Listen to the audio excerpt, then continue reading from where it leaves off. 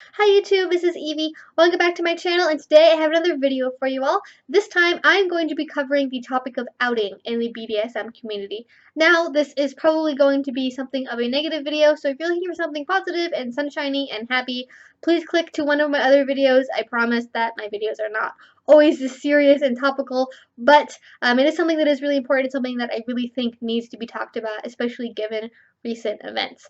Now, before I really get into the meat of this video, I want to first cover another subject, and that's going to be how BDSM actually got started and how BDSM culture formed in America.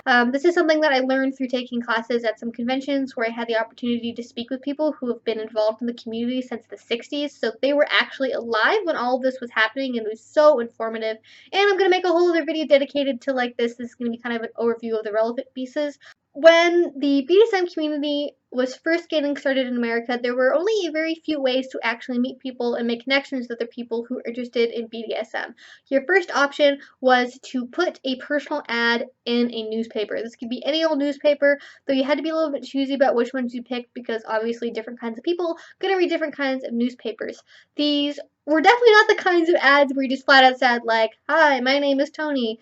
I am a switch. I'm interested in finding someone to tie me up on Wednesdays afternoons from 3 to 5. Like, that was not the kind of personal ad that was listed. They were very secretive and they were private. They had to be worded in a very specific, coded way. So that way, either if you were looking for a personal ad, you could skim them and see some sort of flags that would clue you in of whether or not somebody was kinky or not. Or if you were listing a personal ad to make sure that you were going to get the right kinds of responses for people and not either attract like really strange, weird people or just random, like normal, vanilla people who you didn't necessarily want to interact with.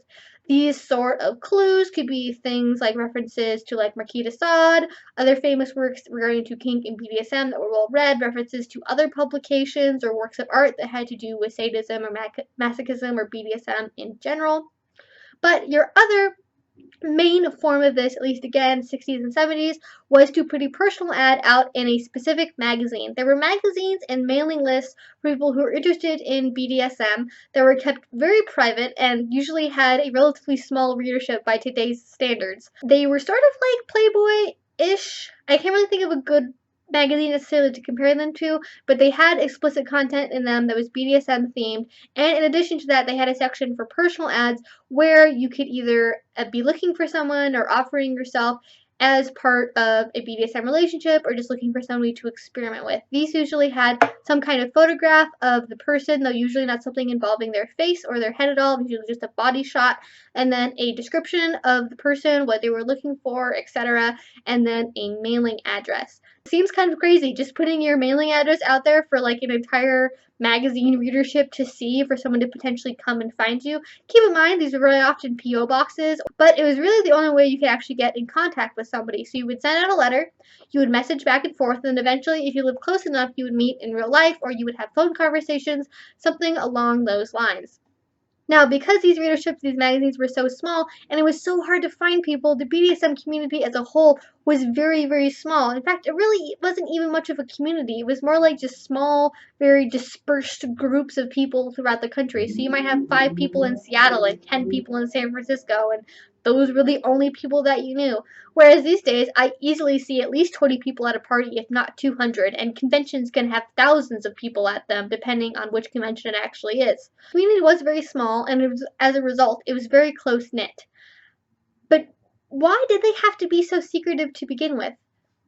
BDSM was still very much seen as a sexual taboo. It was seen as something that was wrong, it was dirty, it was not something that you could openly discuss.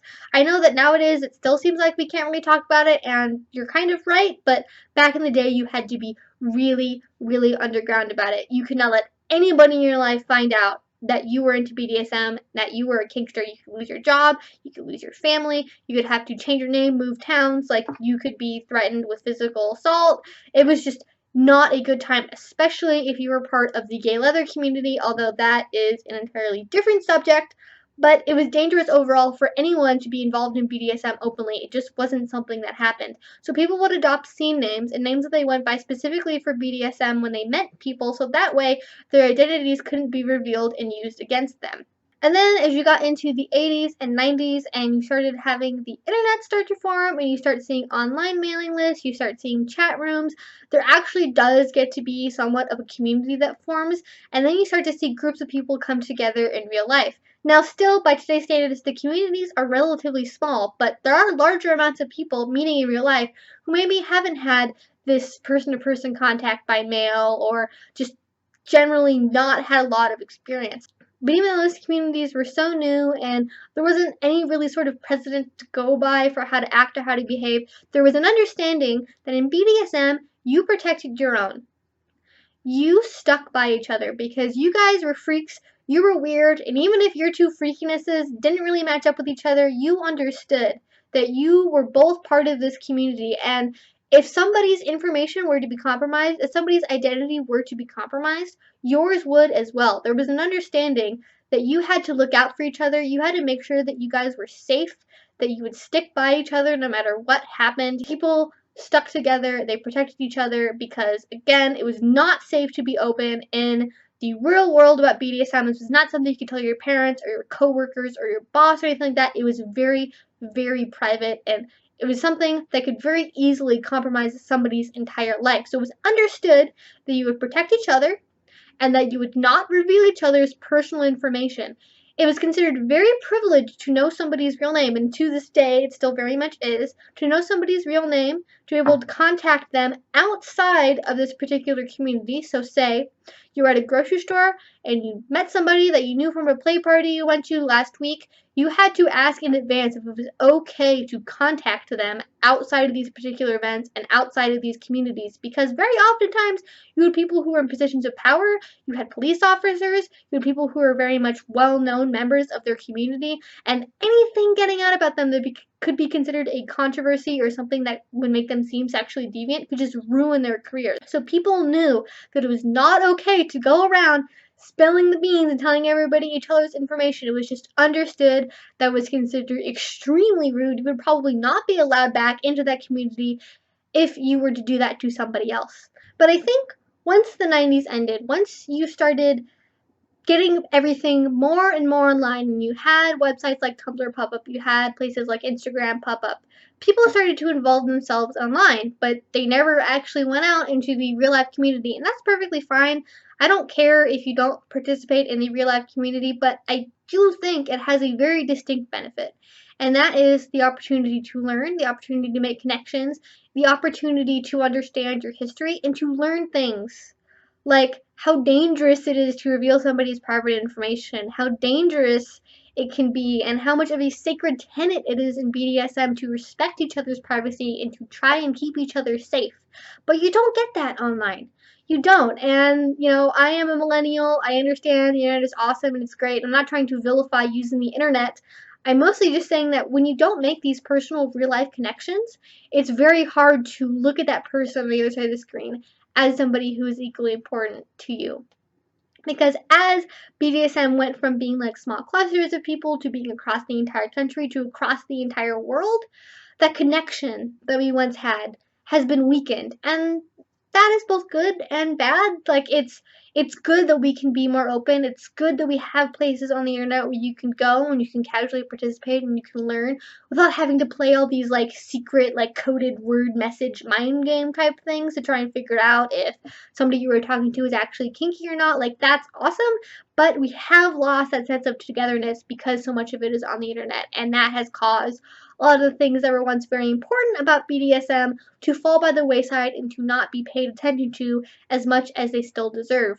Because even though everything is so spread out now, it's still very much the case that BDSM is not something that you can be open about. It's still not something that's safe to say to your parents or your friends necessarily, and especially not your coworkers or your boss you participate in, that you enjoy. It's still not something that is widely accepted, and I hope that that changes in the near future, but for the time being, you still need to have a scene name. You still need to have some kind of separation between your real life identity and your BDSM identity. And whether or not you reveal to people that you know in the real life community or online what your real identity is, that's up to you. As long as it's something that you've done consensually, you do you, you're able to make your own life choices. The problem is when people choose to reveal each other's Private information, be it their mailing address, their phone number, their place of work, their real name, who they're married to, whatever, that is not okay. And it will never be okay. That is not something you would do.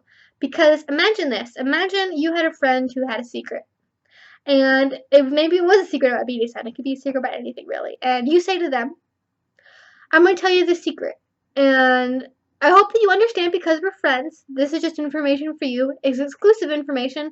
Please don't tell anyone else about this. It's still very much something that's private and I don't want it to get out. You would be a really shitty friend if you went out and told, like, everybody in the entire internet this secret. And that's more or less what is happening. And it is not okay. Because if you did something like that in the real life community, you would bet your ass that you would be banned from every party that was reputable, every dungeon that was within a 30-mile radius like that. Because if you're willing to spoil one person's private information, what's stopping you from doing it to anybody else who's at that party or at that dungeon? It just doesn't make any sense to me, especially when it is for the pettiest, stupidest reasons imaginable. You don't like the way somebody cuts their hair? You think so-and-so is a copycat? Somebody stole their ears for $30 more than they paid for them?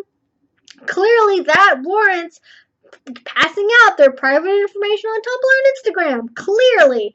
It just does not make any sense at all. And it's just so annoying and unfortunate, and if I get anything across in this video, it's that respect each other's privacy and keep each other safe. That's it. That's all I want to talk about in this video. That is my main point. But outing is not okay. Don't do it. If you are angry with somebody, use your words. Don't get revenge by passive-aggressively posting their phone number or their address or their Facebook account or their parents' Facebook account on a Tumblr blog or whatever. Just don't do it, people. That's all I ask. But that is really everything I wanted to cover in this video today. If you found it helpful, please give it a thumbs up. Any questions or concerns, you can leave down in the comments below. If you like my channel and you want to see more, please consider subscribing, which you can do also down in the description. Or if you like as well, please check out my Patreon. I do make videos twice a week, so if you haven't subscribed, please do so. And until I see you next time, hope you have a great rest of your day and a great rest of your week. Bye-bye.